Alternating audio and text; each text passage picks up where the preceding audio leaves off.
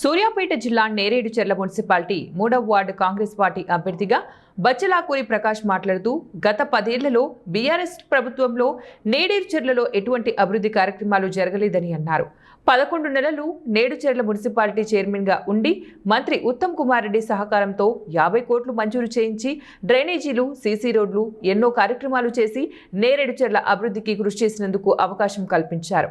ఇందిరమ్మ ఇండ్లు, పెన్షన్లు అందరికీ అందేలాగా కృషి చేస్తామని హామీ ఇచ్చారు. ఎప్పుడు మీకు అందుబాటులో ఉండి ఏ సమస్య వచ్చినా వెంటనే వచ్చి పరిష్కారం చేస్తానని, ఇప్పుడు కూడా 3వ వార్డు కౌన్సిలర్ గా అత్యధిక మెజార్టీతో గెలిపించాలని విజ్ఞప్తి చేశారు.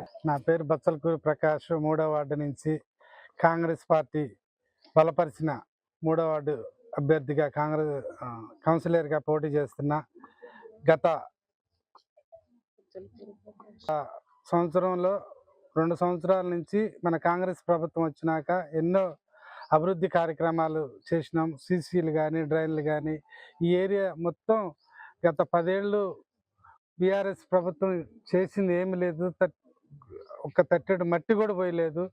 మన 2 సంవత్సరాలు కాంగ్రెస్ ప్రభుత్వం వచ్చినాక ఉత్తమ్ కుమార్ రెడ్డి గారి నాయకత్వంలో మేమంతా పనిచేసినాము. అన్నీ 2 సంవత్సరాల్లో సీసీలు కానీ, డ్రైన్లే కానీ అన్నీ 11 నెలలు నేను మున్సిపల్ చైర్మన్గా పనిచేసిన. ఆ 11 నెలల్లో 50 కోట్లు ఉత్తమ్ కుమార్ రెడ్డి గారి ఆధ్వర్యంలో తీసుకొచ్చి పోసి సీసీలు కానీ, డ్రైన్లు కానీ పలు సమస్యలుండా చేసిన.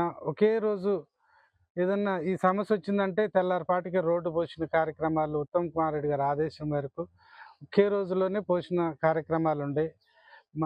మళ్ళీ ఈ వార్డులో అత్యధికంగా ఉత్తమ్ కుమార్ రెడ్డి గారి ఆధ్వర్యంలో గెలిచి ఇంకా ఎన్ని సమస్యలుండా ఇందిరమ్మ ఇళ్ళు కానీ, మన సీసీ రోడ్లు కానీ, పింఛన్లు కానీ, ఏ సమస్య ఉండ కానీ కంప్లీట్ చేస్తామని కోరుకుంటూ 50 ఫీట్ల రోడ్డు గత 10 ఏళ్లలో మట్టి నాట్లు వేశారు, బురదలో పరిలాడుతూ ఉన్నారు. అట్లయినా కానీ మన ఉత్తమ్ కుమార్ రెడ్డి గారు రాగానే ఈ రోడ్డు సమస్య ఇది ఉంది సార్ అంటే ఎమ్మటే శాంక్షన్ చేసి పోసినాము. ఇదంతా మీరు చూడండి, ఏరియాలో ఎంత సస్యశ్యామలైందో. కాంగ్రెస్ ప్రభుత్వం అభివృద్ధి కార్యక్రమాల్లో